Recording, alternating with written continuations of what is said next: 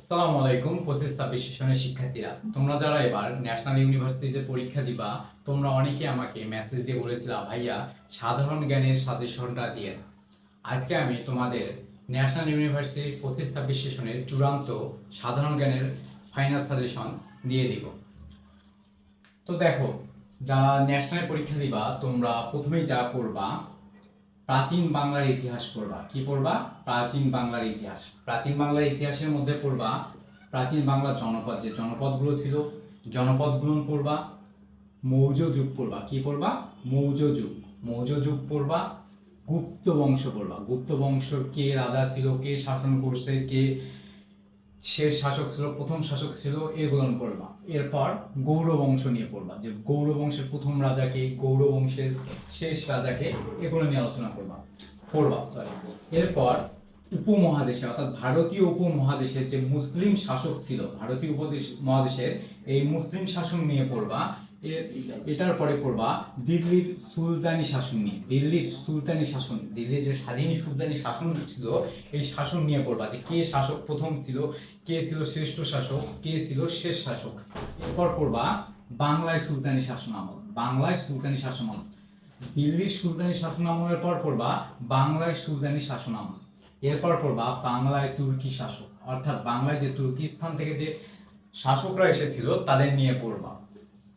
তারপর পড়বা মুঘল শাসক, দিল্লি এবং বাংলায় যে মুঘল শাসকরা ছিল তা নিয়ে পড়বা।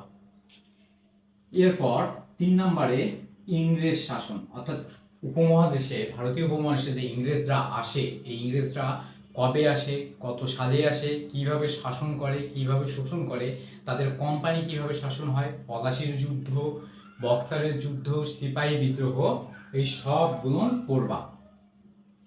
তারপর পড়বা তোমরা বাংলার রাজনৈতিক আন্দোলন, অর্থাৎ এই বাংলায় যে রাজনৈতিক আন্দোলনগুলো হয়, বাংলার মানুষের যে রাজনৈতিক আন্দোলনগুলো হয়, এগুলো নিয়ে পড়বা। কি কি পড়বা? বঙ্গভঙ্গ। বঙ্গভঙ্গ পড়বা। বঙ্গভঙ্গ কেন হয়, বঙ্গভঙ্গ রদের কারণ কি, এসব পড়বা। এরপর পড়বা দ্বিজাতি তত্ত্ব। কি পড়বা? জিনহার দেয়া দ্বিজাতি তত্ত্বটা একটু পড়বা। তারপর পড়বা লাহোর প্রস্তাব। কি পড়বা? লাহোর প্রস্তাব। শেরে বাংলা একে ফজলুল হক যে লাহোর প্রস্তাবটি উত্থাপন করেছিল সেটা পড়বা। এরপর পড়বা 50-এর মনোত্তর। কি পড়বা? 50-এর মনোত্তর। যখন এগুলো কমপ্লিট হবে তারপর পড়বা তোমরা বাংলাদেশ দেশ বিভাগ নিয়ে। কি পড়বা? দেশ বিভাগ, অর্থাৎ 1947 সালে যখন ভারত ভাগ হয়ে পাকিস্তান এবং ভারত রাষ্ট্রের সৃষ্টি হয়, এবং তখনই ভারতের যে দুটো অংশ ছিল, পশ্চিম পাকিস্তান এবং পূর্ব পাকিস্তান, এটা নিয়ে পড়বা। এরপর পড়বা 52-র ভাষা আন্দোলন। কি পড়বা? 52-র ভাষা আন্দোলন। ভাষা আন্দোলনের সময় যে সংগঠনগুলো ছিল, সেই সংগঠনের প্রতিষ্ঠাতা কে, ভাষা আন্দোলন কবে হয়েছে, ভাষা আন্দোলনে কি কি হয়েছে, এসব পড়বা। তারপর পড়বা যুক্তফ্রন্ট নিয়ে, যে যুক্তফ্রন্ট নির্বাচন ছিল, যুক্তফ্রন্টে কয়টি দল ছিল, প্রধান দলের প্রতীক কি ছিল, কে বিজয়ী হয়, সরকার কতদিন ছিল, মন্ত্রিপরিষদ কতদিন ছিল, কে প্রাদেশিক মুখ্যমন্ত্রী হয়, এসব নিয়ে পড়বা। এরপর 6 দফা, অর্থাৎ বাঙালির ম্যাগনা কার্টা বা মুক্তির যে সনদ 6 দফা, সেটা নিয়ে একটু পড়বা। তারপর পড়বা আগরতলা ষড়যন্ত্র মামলা। আগরতলা ষড়যন্ত্র মামলার যে আসামিরা ছিল 35 জন আসামি, এগুলো পড়বা। পড়ার পর 69-এর গণ অভ্যুত্থান, যে গণ অভ্যুত্থানটি আসে, গণ অভ্যুত্থান পড়বা। পড়ার পর মহান মুক্তিযুদ্ধ নিয়ে পড়বা। মহান মুক্তিযুদ্ধ নিয়ে কি কি পড়বা? যে মুক্তিযুদ্ধ কবে হয়, ঘোষণা কে দেয়, মুক্তিযুদ্ধ নিয়ে যে ইয়াগুলো আছে তোমার, কবিতা, গান, তারপর ছায়াছবি, এগুলো কে বানিয়েছে, এগুলো নিয়ে পড়বা। এগুলো যখন কমপ্লিট হবে তারপর তুমি বাংলাদেশ পরিচিতি নিয়ে পড়বা। কি পড়বা? বাংলাদেশ পরিচিতি। বাংলাদেশ পরিচিতিতে কি পড়বা? বাংলাদেশের যে বিভাগ, বিভাগ কয়টি, প্রথম বিভাগ কি, বৃহত্তম বিভাগ কি, এটা পড়বা। এরপর জেলা নিয়ে পড়বা, ওই সেম, প্রথম জেলা, বড় জেলা, ছোট জেলা, এগুলো পড়বা। তারপর কি পড়বা? থানা, বাংলাদেশে কয়টি থানা আছে, কি কি, এগুলো পড়বা। তারপর উপজেলা এবং গ্রাম, বাংলাদেশের কয়টি উপজেলা, কয়টি গ্রাম, কয়টি পৌরসভা, এসব পড়বা।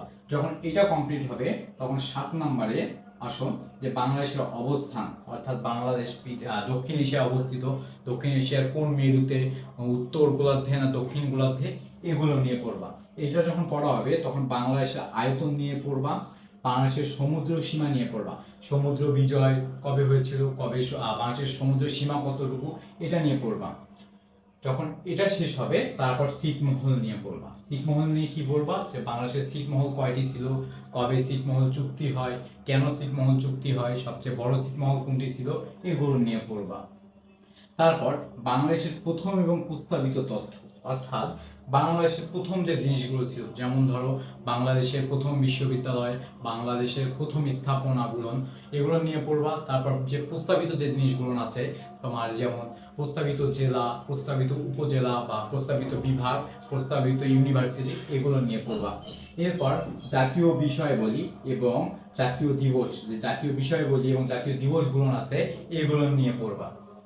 তারপর আদমশুমারি, অর্থাৎ আদমশুমারি, প্রথম আদমশুমারি কবে হয়, শেষ আদমশুমারি কবে হয়, বর্তমানে কততম আদমশুমারি হয়েছে, এসব নিয়ে পড়বা। এরপর বাংলাদেশের যে বাজেট, একটা বাজেট আছে, একটা দেশের যে বাজেট থাকে, এই বাজেটটা নিয়ে পড়বা। এরপর বাংলাদেশের প্রত্নতত্ত্ব, অর্থাৎ যে প্রত্নতাত্ত্বিক যে নিদর্শনগুলো আছে, যে দুর্গগুলো আছে, এগুলো নিয়ে একটু পড়বা। তারপর ভূপ্রকৃতি, মানে বাংলাদেশের যে ভূপ্রকৃতিতে আসে, টারশিয়ারি যুগ, তারপর তোমার প্লাস্টিসিয়ান কালের শোভন, সাম্প্রতিক কালের সমতল ভূমি, এইগুলো নিয়ে একটু পড়বা। এটার পর বাংলাদেশের যে ক্ষুদ্র গোষ্ঠী বা নিগোষ্ঠী আছে, এগুলো নিয়ে পড়বা। এরপর 12 নম্বরে পড়বা বাংলাদেশের অর্থনীতি, অর্থাৎ বাংলাদেশের অর্থনৈতিক যে ব্যবস্থাটা আছে এটা নিয়ে একটু পড়বা। এটা পড়ার পরে বাংলাদেশের যে ভাস্কর্য আছে, মুক্তিযুদ্ধের সময় যে ভাস্কর্যগুলো তৈরি করা হয় বা যে বিখ্যাত যে ভাস্কর্যগুলো আছে, এগুলো নিয়ে পড়বা। এটা পড়ার পর যখন তোমার সব কমপ্লিট হবে পড়া, তারপর তুমি বিগত বছরের যে প্রশ্নগুলো একটু দেখবা, প্রশ্ন ব্যাংকে খুলে দেখবা যে বিগত বছর ন্যাশনাল ইউনিভার্সিটিতে যে প্রশ্নগুলো এসেছিল ওইগুলো পড়বা। পাশাপাশি কিছু সাম্প্রতিক পড়া লাগবে, সেই সাম্প্রতিকগুলো পড়বা। প্লাস জুলাই বিপ্লব, যে আমাদের 2024 সালে যে জুলাই অভ্যুত্থান বা জুলাই বিপ্লব হয়েছে, এই জুলাই বিপ্লবটা পড়বা। এই ছিল আমাদের আজকের জাতীয় বিশ্ববিদ্যালয় প্রতিষ্ঠা সেশনের চূড়ান্ত সাজেশন। এর পাশাপাশি যদি তোমরা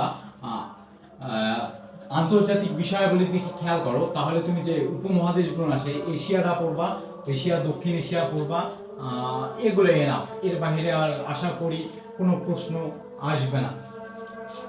ধন্যবাদ সবাইকে সাথে থাকার জন্য। সবাই সাহাদি এডুভার্স পেজটা ফলো করবা, যাতে পরবর্তীতে কোনো আপডেট আসলে সঙ্গে সঙ্গে পেতে পারো। আল্লাহ হাফেজ।